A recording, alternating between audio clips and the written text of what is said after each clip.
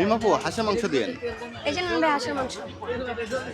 ভাইয়া কোথায় যাচ্ছেন? টাকা দিতে হবে তো। আপু শ্বশুরবাড়িতে টাকা কিসের? শ্বশুর বাড়িতে তো টাকা দিয়ে খাবেন ভাই, এটা তো ওই শ্বশুর বাড়ি না, টাকা ছাড়া খাওয়া যাবে। আপু আমি তো শ্বশুরবাড়িতে টাকা ছাড়াই খাই।